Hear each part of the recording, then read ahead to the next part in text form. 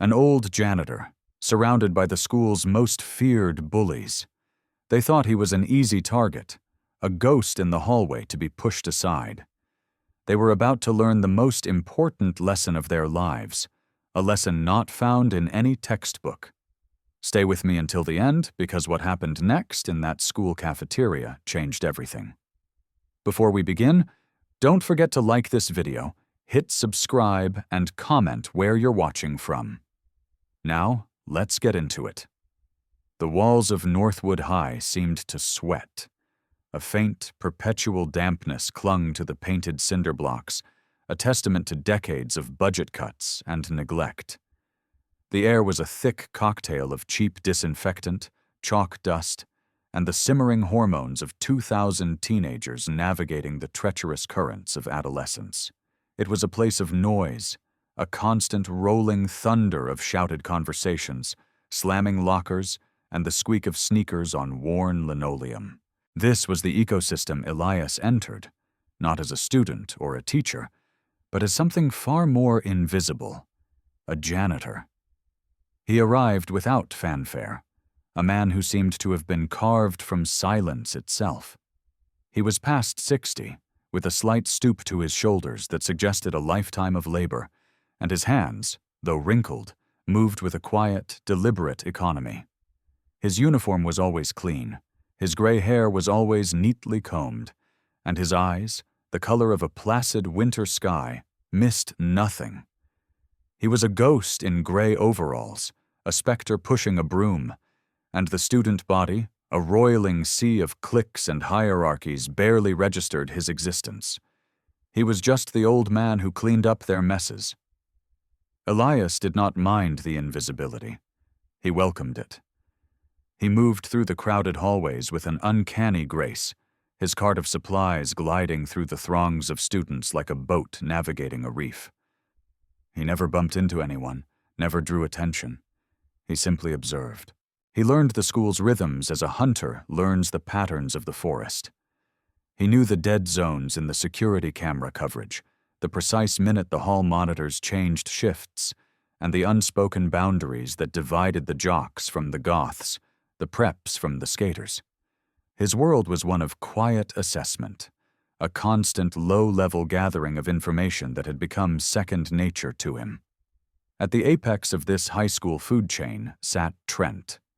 He was the sun around which the lesser planets of Northwood High orbited. As the captain of the state contending football team, he was physically imposing, a monument of muscle and swagger built on a foundation of unearned confidence. His face, which might have been handsome, was perpetually twisted into a smirk of casual cruelty. He moved through the school not like a student, but like a king surveying his domain, flanked always by his court of linemen and sycophants who laughed too loudly at his jokes and mirrored his predatory gaze. Trent's rule was absolute, enforced not through charisma, but through fear. He was a master of the small, soul-crushing humiliation. A playful shove that sent a smaller boy's books flying, a cutting remark about a girl's appearance just loud enough for her to hear, a stolen lunch tray from a freshman too terrified to protest. These were the daily taxes he levied to maintain his position. The teachers looked the other way, intimidated by his father's position on the school board, and the security guards, overweight and counting the minutes to retirement, saw him as a problem best left undisturbed.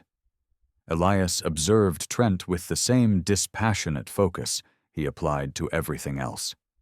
He saw the boy's brutish strength, but he also saw the insecurity it was meant to conceal. He saw the telegraphed movements, the emotional volatility that powered his aggression. Trent was a storm, but a predictable one. He was a creature of pure ego, and Elias knew that such creatures, when they felt their dominance questioned, were prone to recklessness. Elias's routine was his shield. Head down, work done, disappear. He had no desire to be anything other than a shadow. He established his patterns meticulously. He would start his day in the East Wing, cleaning the classrooms before the first bell, the scent of floor wax a clean slate against the day to come. During class periods, he would handle the administrative offices and the library, places of relative quiet. Lunch was for the cafeteria, the heart of the school's chaos, a battlefield of spilled milk and social warfare. He would wait until the final lunch period was over, when the room was empty, to begin his work there. But a backed-up drain in the kitchen changed his schedule. He was forced to enter the lion's den during peak feeding time. The cafeteria was a cacophony. The roar of hundreds of conversations blended into a single, meaningless drone, punctuated by bursts of laughter and the clatter of plastic trays on Formica tabletops. Elias kept his head down, his focus narrowed to the task at hand. A small puddle of orange soda near the trash receptacles. He placed his yellow, wet floor sign with practiced care, a small island of order in a sea of chaos. He unclipped the mop from his cart, dipped it into the bucket of steaming water, and began to work. He was so absorbed in the simple, rhythmic motion of mopping the floor that he didn't notice the sudden hush that fell over the nearest tables. The ambient noise of a dozen conversations died at once, replaced by a tense, expectant silence. He felt a shadow fall over him and looked up slowly. It was Trent and his royal court. The massive football player stood directly in Elias's path, blocking his way to the trash cans. A sneer was plastered on his face. "Look what we have here," Trent boomed, his voice cutting through the cafeteria's din. "It's the help." His friends snickered. Elias said nothing. He simply stood, his hands resting on the handle of his mop, his gaze calm and neutral. He looked at Trent, not with fear or anger, but with the simple, detached acknowledgement of a man seeing a tree that has fallen across his path. He waited for the boy to move. This lack of reaction was not what Trent expected. He was used to flinching, to stammered apologies, to averted eyes. This quiet stillness, this utter absence of fear felt like defiance. It was a silent challenge to his authority, and in the public theater of the cafeteria, it could not go unanswered. Trent's smirk tightened. He took a deliberate step forward and kicked the side of Elias's mop bucket. The bucket tipped, sending a wave of dirty gray water sloshing across the freshly cleaned patch of floor. It spread outwards, soaking the cuffs of Elias's gray trousers and pooling around his worn work boots. A few of Trent's followers let out whoops of laughter. The rest of the nearby students just watched, a silent, captive audience to the unfolding drama. "Oops," Trent said, his voice dripping with mock sincerity. "Clumsy me. You missed a spot, old man." Elias looked down at the spreading puddle. He looked at his soaked trousers. Then he looked back up at Trent. His expression did not change. His breathing remained slow and even, a silent, meditative rhythm that was the antithesis of the boy's aggressive posture. He released his grip on the mop, letting it rest against his cart. He bent down, slowly and without any sign of agitation, and picked up the empty bucket. He turned and walked back to his cart. He took a dry rag from a lower shelf and began to methodically wring out the bottom of his trousers, his movements precise and unhurried. The entire cafeteria was watching now. The silence was spreading outwards from the epicenter of the confrontation, a ripple of quiet anticipation. Trent's face began to flush with anger. The old man was supposed to be scared, or angry, or humiliated. Instead, he was just cleaning his pants. It was the ultimate act of disrespect. He was being ignored. Elias finished with his trousers, folded the rag neatly, and placed it back on the shelf. He picked up the mop again. He looked at Trent, his eyes clear and unblinking. "Accidents happen," he said. His voice was quiet, barely a whisper, yet it seemed to carry across the silent room with impossible clarity. The laughter stopped. The quiet, simple statement devoid of any sarcasm or fear, was a bucket of cold water on Trent's fiery ego. It wasn't an apology. It wasn't a plea. It was a statement of fact, delivered with a tranquility that was utterly unnerving. In that moment, Elias was not a victim. He was in control, and Trent, for the first time in his reign at Northwood High, was not. The color deepened in Trent's cheeks, his fists clenched at his sides. "When somebody speaks to you in here, you answer," Trent snarled, his voice dropping to a low growl. He took another step forward, closing the distance until he was towering over the old janitor. The smell of cheap cologne and aggression filled the air. "You think you're tough, old man?" Elias did not respond. He simply held his ground, his posture relaxed, his gaze unwavering. He was a stone in the middle of a rushing river, and the water of Trent's rage was beginning to foam and boil around him. The public humiliation Trent had intended to inflict was backfiring. The audience was no longer watching a bully torment a victim. They were watching a king lose his composure in the face of an immovable object. That was the final straw. Blinded by a surge of pure, unthinking fury, Trent made his move. He abandoned words and escalated to violence. He drew back his right arm, his shoulder bunching with muscle, and threw a powerful, telegraphed punch aimed directly at Elias's head. It was the clumsy, haymaker-style punch of a street fighter, relying on brute force rather than technique. For Elias, time seemed to slow to a crawl. The roar of the cafeteria faded into a distant hum.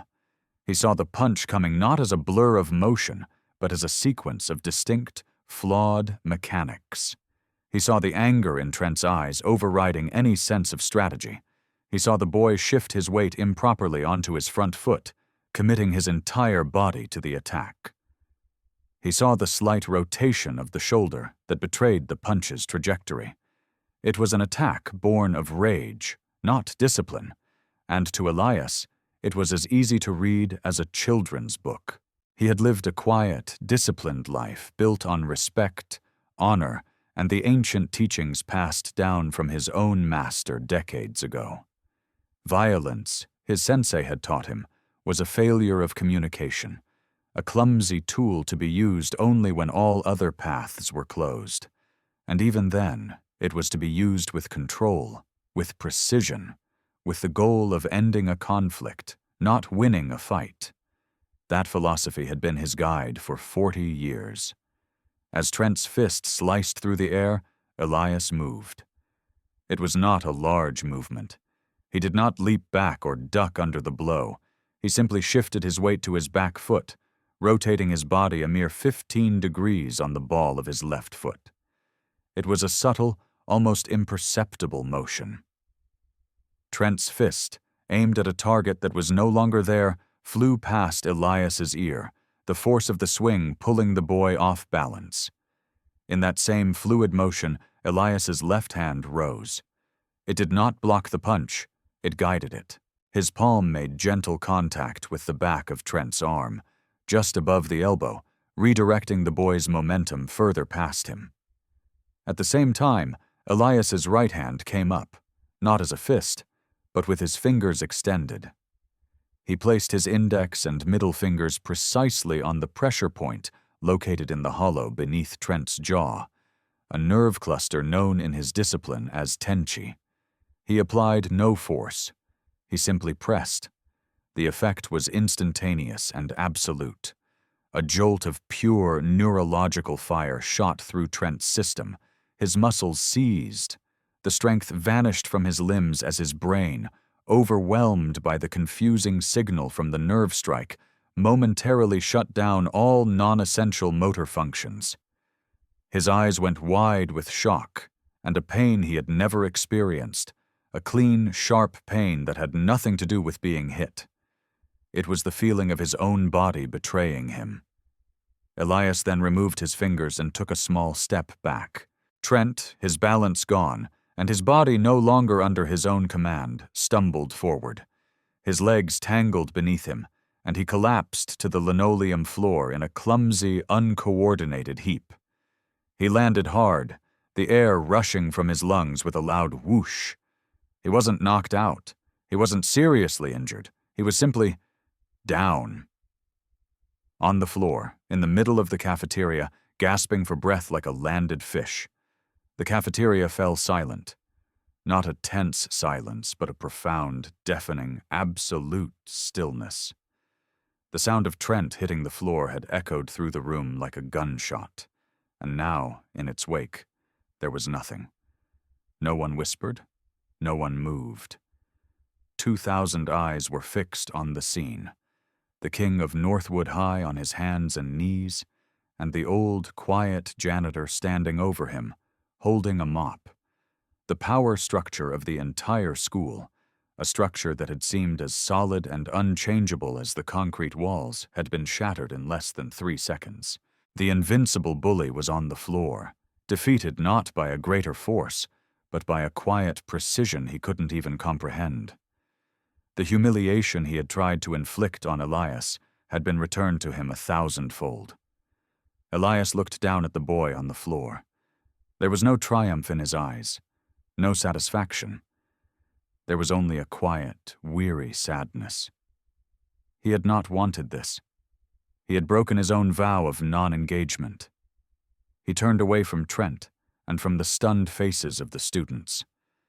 He calmly righted his mop bucket, dipped his mop into the remaining water, and began to clean the floor, his movements as steady and methodical as they had been before the world had stopped turning. The principal's office was a shrine to mediocrity. The walls were adorned with generic motivational posters and faded photographs of forgotten sports teams. Principal Thompson, a man whose weary expression suggested he'd seen it all, sat behind a large oak desk, steepling his fingers.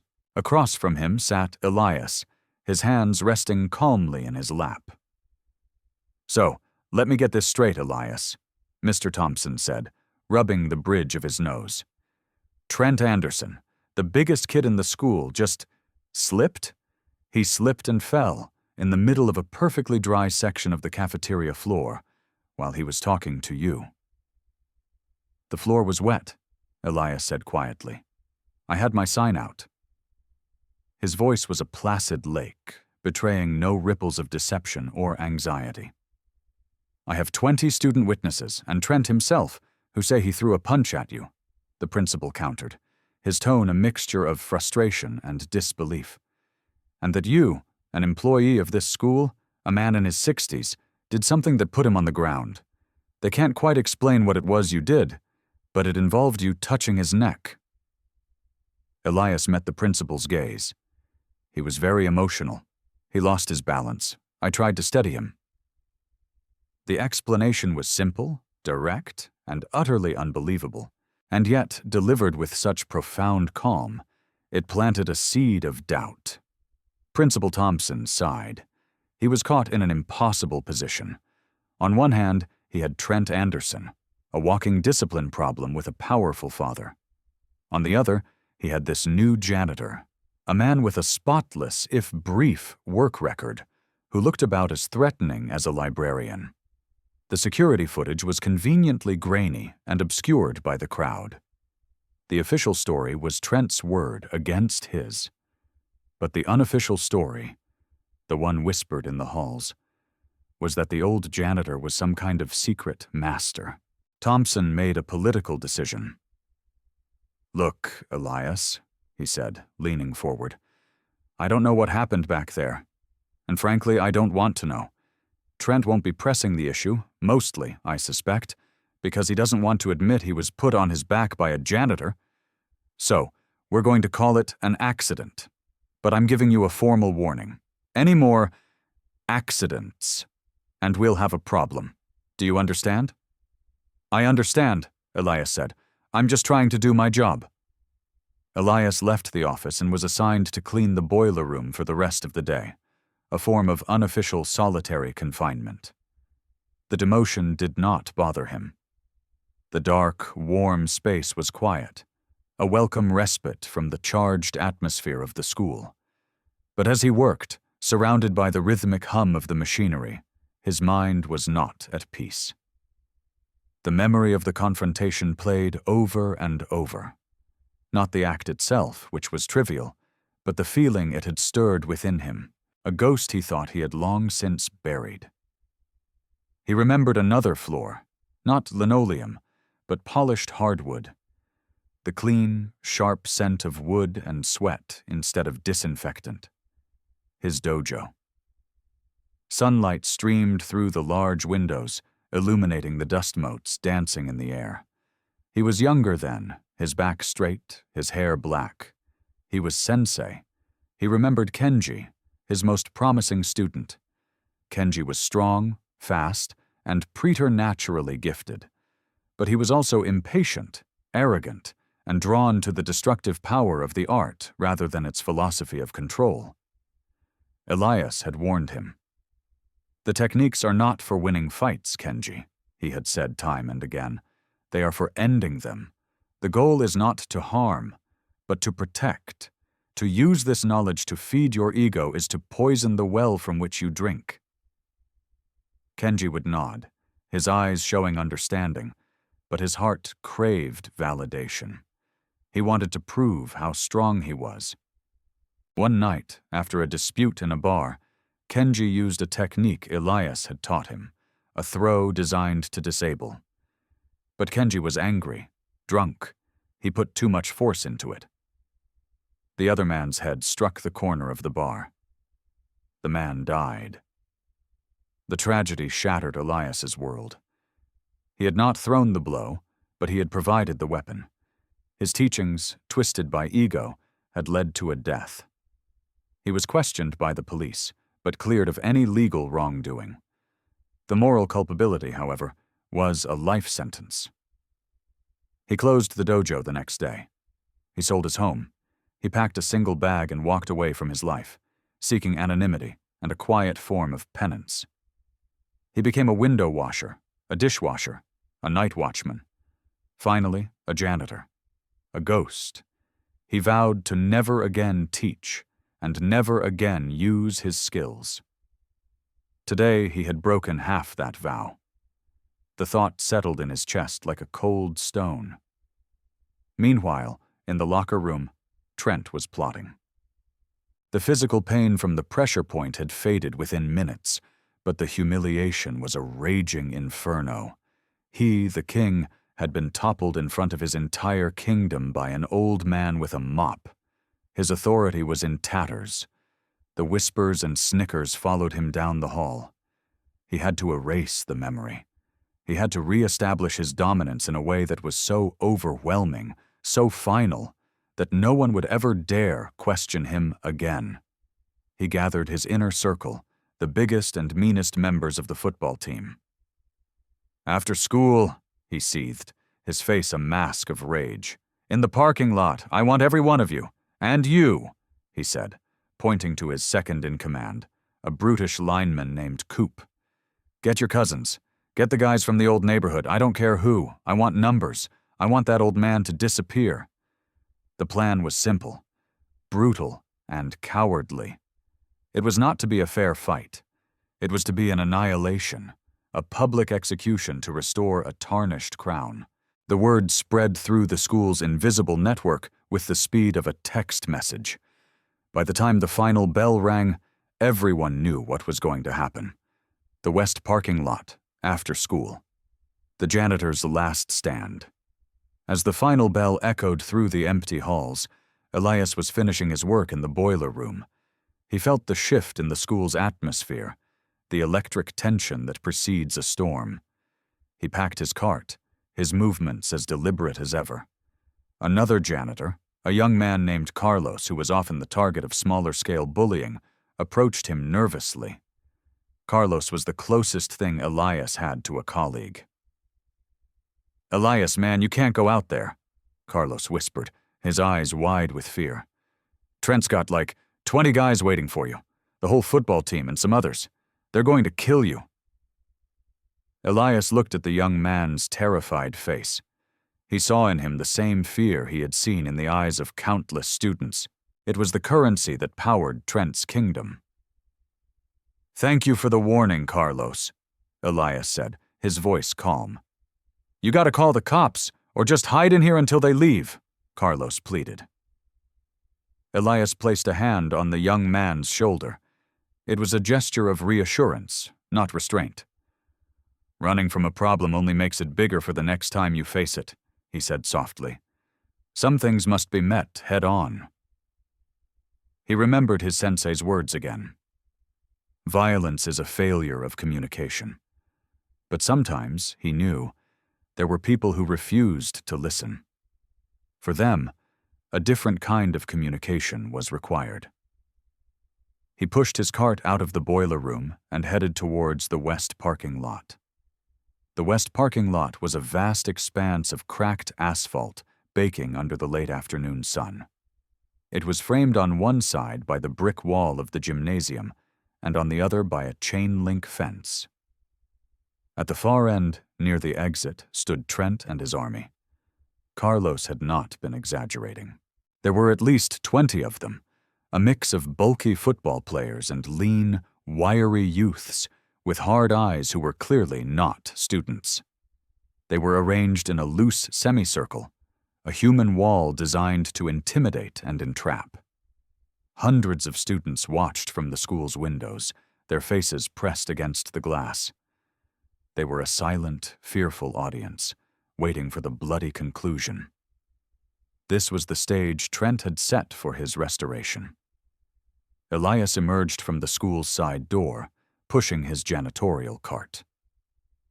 The squeak of its wheels was the only sound in the tense silence. He did not look at the crowd in the windows. He did not look at the army of youths waiting for him.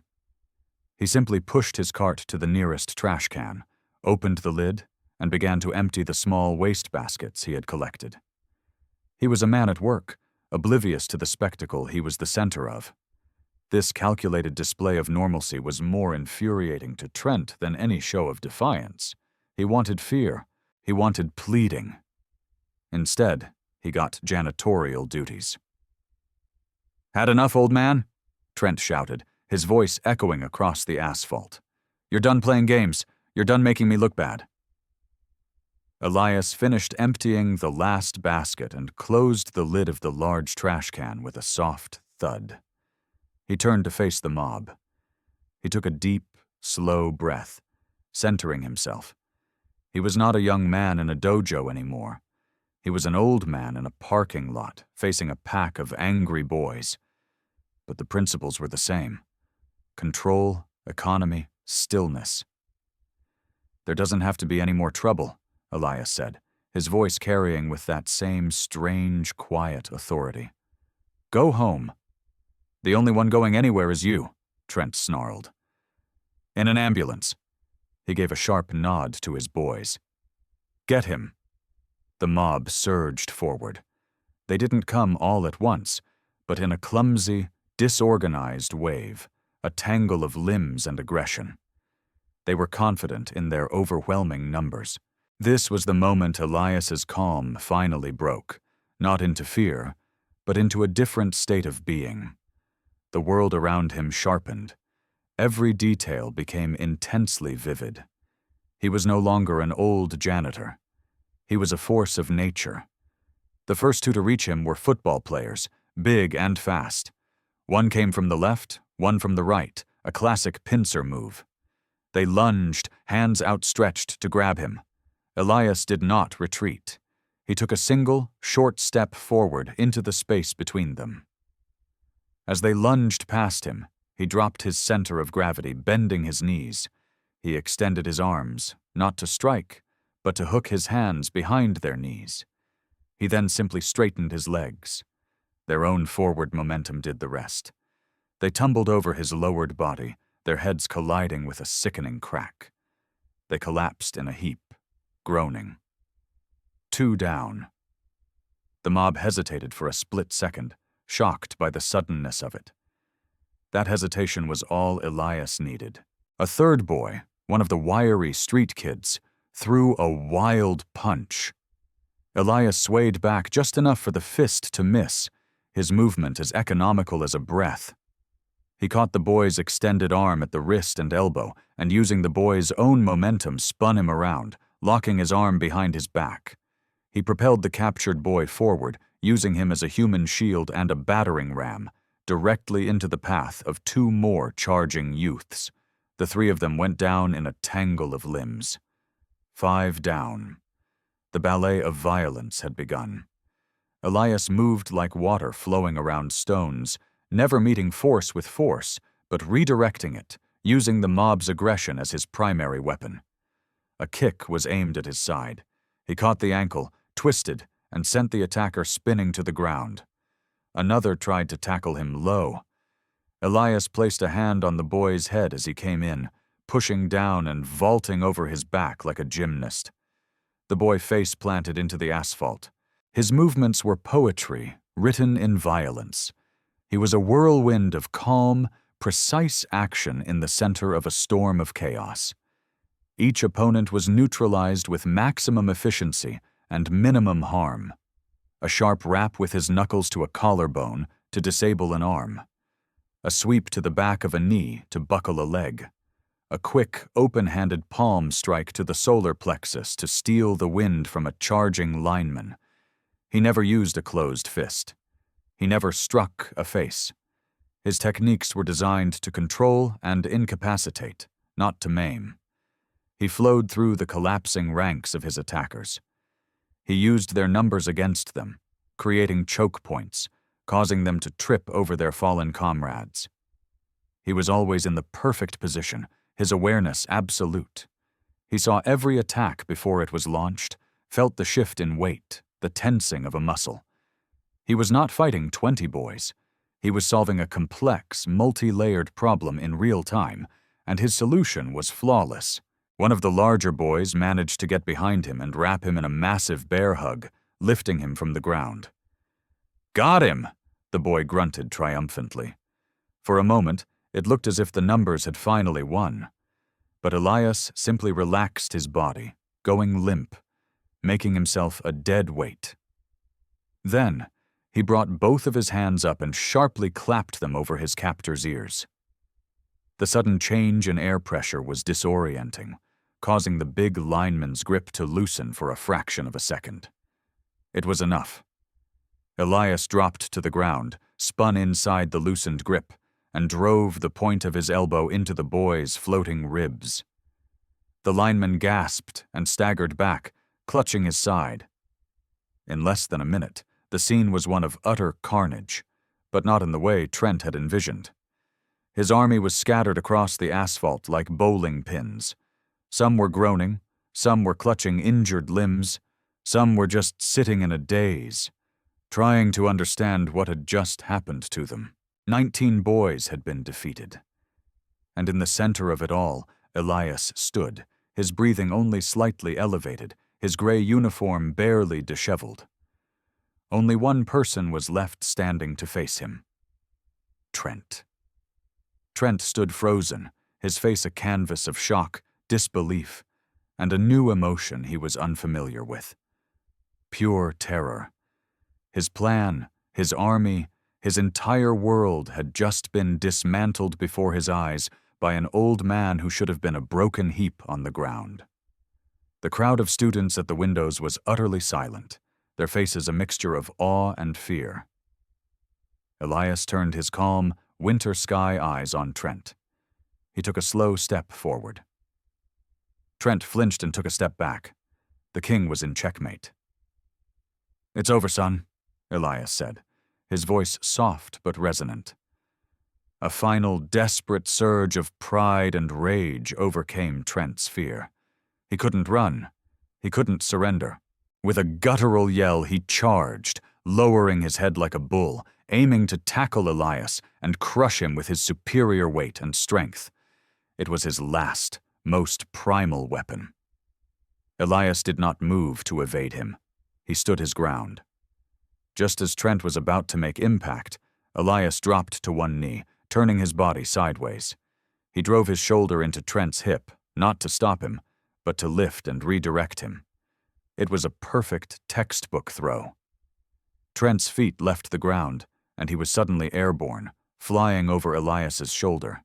He landed flat on his back with a thunderous impact that knocked the wind completely out of him.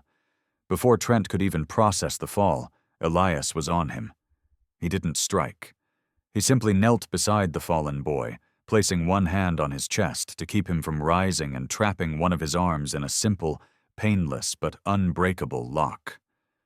Trent was utterly helpless, pinned not by strength, but by perfect technique. He struggled for a moment, his muscles straining against the hold, but it was like trying to bend steel. He was completely immobilized. Elias leaned in close, his face just inches from Trent's. He did not shout. He did not gloat. He spoke in a voice that was barely a whisper. "True strength is not this," he said, gesturing with his head to the groaning boys scattered around them.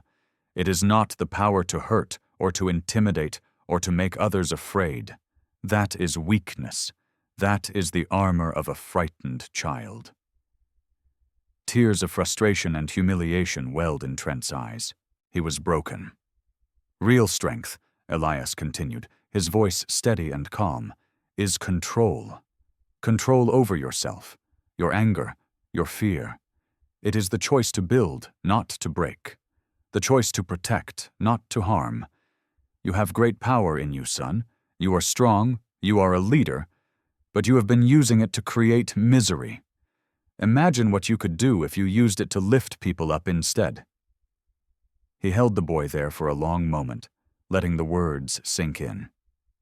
Then he released him. He stood up, his joints creaking slightly, and looked at the boy on the ground. He offered Trent his hand. After a moment of hesitation, his face a mess of conflicting emotions, Trent took it. Elias pulled him to his feet. It was at that moment that Principal Thompson and 2 security guards came running out of the school, drawn by the unnatural silence. They skidded to a halt, their mouths agape at the scene before them. Dozens of boys, the toughest in the school, were scattered on the ground. And in the middle of it all stood the old janitor, helping the defeated bully king to his feet. There were no words. There was nothing in any administrative handbook that could possibly cover this. The story of what happened in the West parking lot became the new founding myth of Northwood High. Elias was no longer an invisible ghost. He was a legend. He was the janitor. Students parted before him in the hallways, not with fear, but with a deep, abiding respect. The whispers that followed him now were not of ridicule, but of awe. Fights in the cafeteria dropped to near zero. The ambient level of bullying that had been the school's background noise simply faded away. No one wanted to risk drawing the attention of the man who pushed the broom.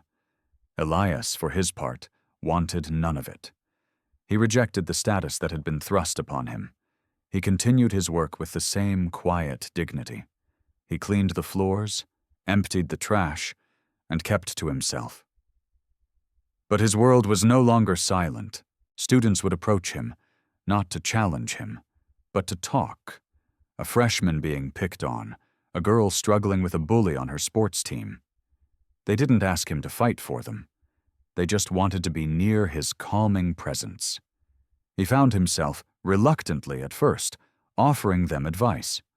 Not on fighting, but on something more fundamental.